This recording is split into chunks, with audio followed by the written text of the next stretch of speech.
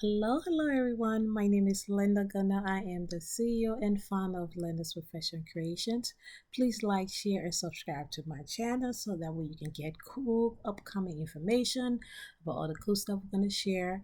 I am a master certified wedding planner and a certified florist. I have many years of experience in the wedding and planning industry.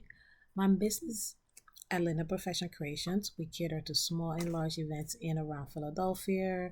We do full service, partial, custom events. We do milestone celebration. We do home decor, office decor, home staging. Pretty much anything that need planning and decor, we handle it all.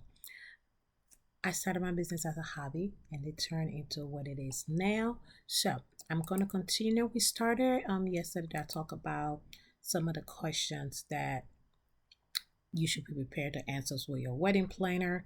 And today I'm going to just round it off, and then on top of that, I'm also gonna talk about things that you need to have on your website, your wedding website, questions that you should be able to answer on your website.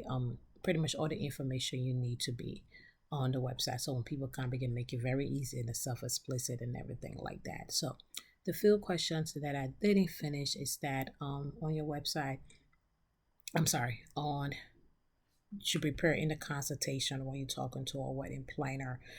After you check for how many people, they ask you how many people. They want to know what kind of services do you want? Do you want full service? Do you want partial? One thing you have to understand, there's a difference between a wedding planner and somebody who decor. Some wedding planner do both, some doesn't. Not every wedding planner are florists. Not every wedding planner have this stuff. Sometimes they do partner with other people, but there's a difference. Most of the time, I think that communication that people have is once you're a wedding planner, you automatically go because most people try to do both, and there's nothing wrong with that. Like for me, I am a planner, but I'm also the florist. So there are people who do both, but there are somebody who do one. So the question they're gonna ask is that how many hours do you need a planner for? Do you need like a day of coordination?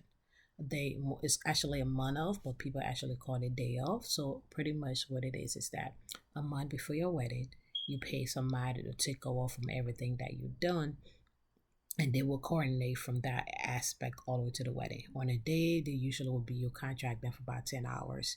They'll be there from start to finish.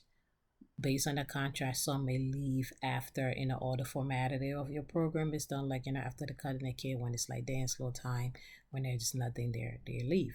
Some of them stay to make sure that everybody's packed up and do things right. Some people stay there to help clean if it is some service that you pay for. Sometimes they come there with the assistant, or if you want more staff, they bring more staff based on the package that you plan. You can do full partial services. So it all based within your budget. What are you looking for and see how it fits? But planning and decorating is two different budgets. So it doesn't necessarily mean because you go somebody for decor, that means they automatically gonna plan vice versa. So you just want to make sure you have that. And just to clarify those. So on your wedding website, you need to make sure you have every information so that when people come there, all the questions will be answered. That way they don't have to call you or talk to you about anything. You can have a FAQ section, but if not, on your invitation or section on your tab, the wedding wine, the wedding night is pretty good. They have a lot of places. Even Zola is good as well. You can have all this information. And if I'm not mistaken, yes, David's Bridal might have one, but I could be wrong. I know they got a vendor site where you can find vendors. But those are the things that you need to know. For first thing, you want to put in, make sure dress code, how people's going to dress. Is it formal? Is it casual? Is it a black tie event? If it's something, this is a team. So you want to make sure that information on there so people are prepared where to come. Where to the RSVP, to they send it back to you, to they go online, how to they pick their mails. So all those information need to be there in regards to your registry. Do you have a bridal registry? Where do they go? Or are you accepting cash, or is it going towards a fund or something, a honeymoon or a home? These are things that you need to know. The weather at that time of the year, yes. Even though nobody can predict the weather, but you still need to have that information, what it's going to be there to give people an idea what to expect at that time. Things changes. Hey, the weather can be like, for example, today was 70 something degrees. So it fluctuate, we all fluctuate, but you still need to give people an idea where's your ceremony taking place. You need to have a ceremony information there. Some people wait till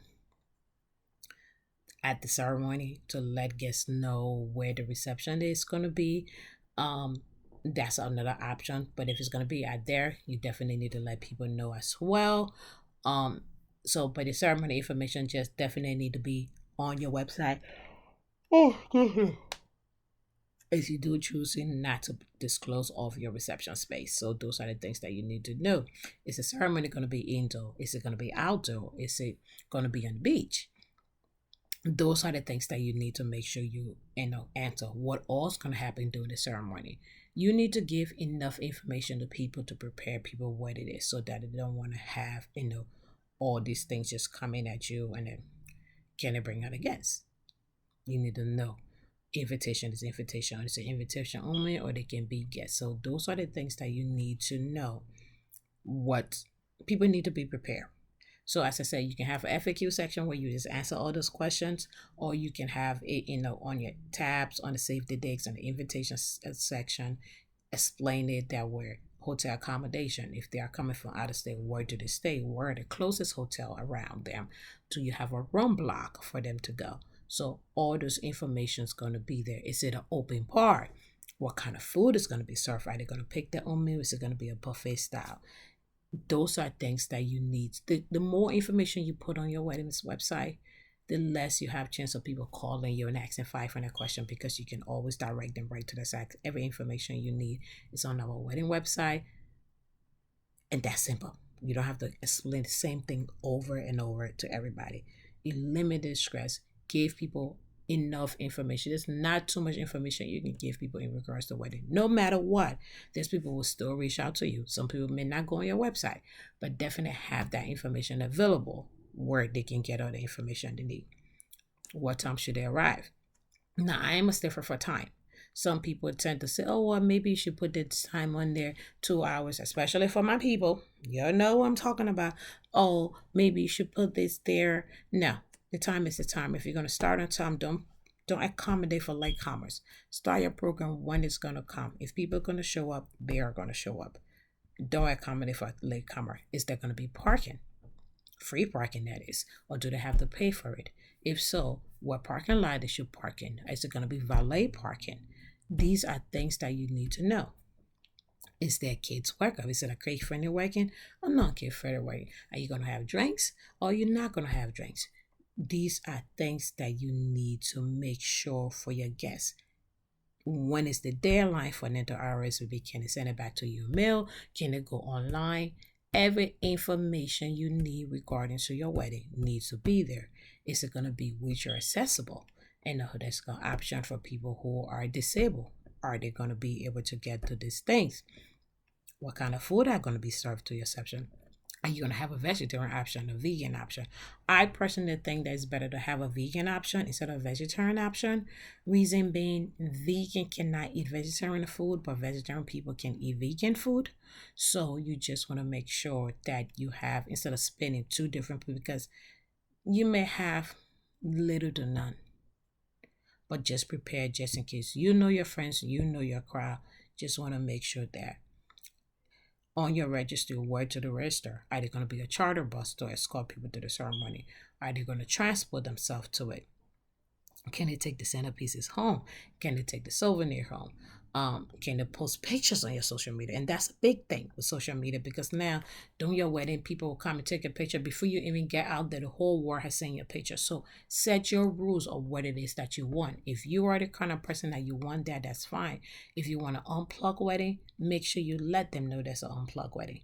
If you had a hashtag where you need them to share pictures, how to take that action. Make sure all those information are available. And then of course, you can still let them know if you have any other questions, you can contact, but please make sure you put so much information on there that they don't need to contact you. If there's anything that I missed that you think you need, that is important to you, that you want them to do, put it on their website. That is why your wedding website is an information outlet that they can get everything they need to do so that they would not stress you out. You don't want to be on your phone all the time, just talking to people, explaining the same thing. Put it on your website. It's easy for you to send and say, hey, everything information you need to know about the wedding is on the website. Thank you for watching. My name is Linda Gunner. I am the CEO and the founder of Linda's Perfection Creations. You can follow me on www.lyndaperfect.creationsevents.com to sign up for your free 30-minute consultation. Thank you and have an amazing day.